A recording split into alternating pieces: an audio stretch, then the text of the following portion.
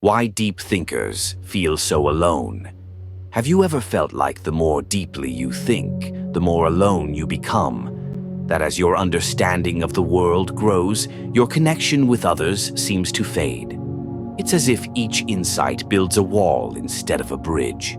This isn't just your imagination. There's a hidden cost to deep thinking that few talk about: isolation.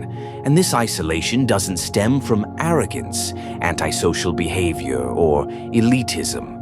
It comes from a deeper truth.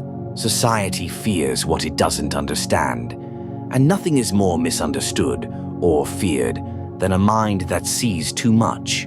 Throughout history, the greatest minds were often the most rejected.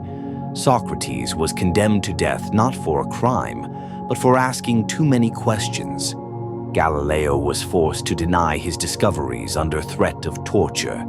Tesla died broke and alone, despite reshaping the very structure of modern electricity. Why? Why do those who push human understanding forward so often end up shunned? The answer begins with human psychology. Imagine you're standing beside someone who's incredibly strong. You may admire them, maybe feel inspired to train harder. Now imagine standing next to someone fabulously wealthy. You might feel envious, but not personally attacked. But when you're near someone with intellectual depth, someone who sees what others don't, the reaction is different. Instead of admiration, there's discomfort, sometimes even resentment. This is called the mirror effect. Deep thinkers unintentionally reflect the limitations of others, not because they try to, but because they're very It's not that deep thinkers go around, and most people don't like what they see. Why? Because intelligence, unlike strength or beauty, hits close to home. It's tied to identity. Our modern psychology and neuroscience back this up. When someone feels intellectually outmatched, the brain responds with a kind of social alarm. The amygdala, the part of the brain responsible for fear and threat detection, becomes active. We enter a fight or flight mode, not because we're physically unsafe, but because our ego feels endangered.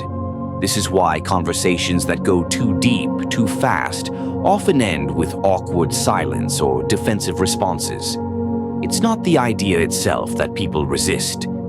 It's the emotional discomfort that idea brings. And this phenomenon doesn't just exist on a personal level. It's baked into the structure of our society. Let's talk about education. Schools claim to encourage critical thinking, but look closer.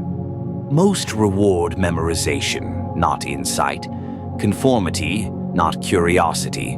Students who ask too many questions are labeled as disruptive. Those who challenge the textbook narrative are seen as difficult, not thoughtful. Then there's the workplace. In most companies, being right isn't enough. What matters is being agreeable, fast, and confident, even if your ideas are shallow. Promotions don't always go to the most insightful person, but to the one who plays the political game best. In meetings, nuance is often lost. Sound bites win. Oversimplification becomes strategy. Politics follows the same trend. Leaders who simplify complex issues into catchy slogans gain mass support. Those who speak with intellectual depth, full of caveats, complexity, and uncomfortable truths, struggle to connect with the majority. The masses want certainty, not thoughtfulness. And then there's social media. The digital age has transformed the way we consume ideas. Platforms reward engagement, and engagement is driven by speed, emotion, and simplicity. Deep thinkers who value nuance and accuracy find themselves drowned out by louder, simpler, more viral content. Scroll through any platform. Who gets the most views? The loudest voice in the room, not the wisest. This creates a toxic feedback loop. The more complex your thoughts, the harder it is to be heard. The harder it is to be heard, the more isolated you become. And so, many thinkers begin to self-censor, not because they lack conviction, but because they grow tired of being misunderstood. But let's go deeper. This isn't just about external rejection. The inner world of a deep thinker is often its own battlefield. The more you understand, the harder it becomes to live in ignorance. You see connections others miss. Injustice becomes intolerable. Hypocrisy becomes obvious. Small talk feels meaningless. You crave depth, but the world offers distraction. So you retreat, not out of pride, but out of necessity. And in that retreat, you find clarity, but also solitude. And yet, this solitude is not without value. Throughout history, isolation has been the birthplace of genius. Van Gogh painted in obscurity. Nietzsche wrote in seclusion. Hypatia taught philosophy in an age that dismissed women's minds. Alan Turing saved millions with his intellect and died unrecognized. Their ideas were ahead of their time, and the world, slow as it is, eventually caught up. The truth is this: society doesn't fear intelligence. Because deep thinking brings change, and change brings uncertainty. That's what people truly fear. But here's the good news. If you're a deep thinker, you are not doomed to walk alone forever. You just have to learn how to navigate a world that's not built for minds like yours. Not every space is ready for depth.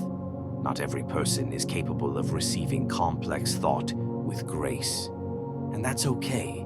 You don't need to be understood by everyone. You just need to be understood by a few. Or elitism. The right few. Comes from a deeper truth. So what can you do? Society First, protect your inner world. Your thoughts are powerful. Don't waste them on those who mock or minimize them. Choose your conversations wisely. Depth deserves depth in return. Second, learn the art of translation. Deep thinking doesn't have to be complicated.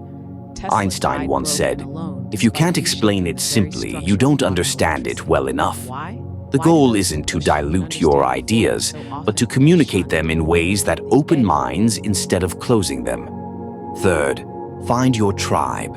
They exist in books, in forums, in quiet cafes, in thoughtful communities online. You are not the only one who sees the world differently. There are others waiting, just like you, for a conversation that finally feels real. And finally, don't give up. The world may not celebrate deep thinkers in the moment, but it always comes back to them.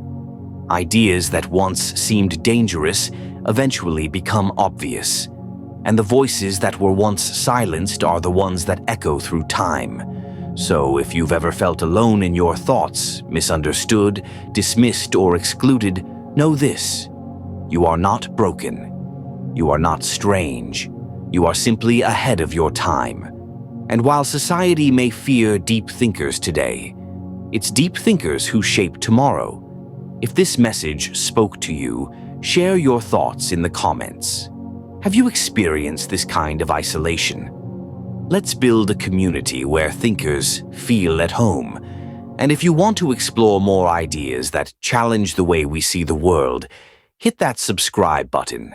This is just the beginning.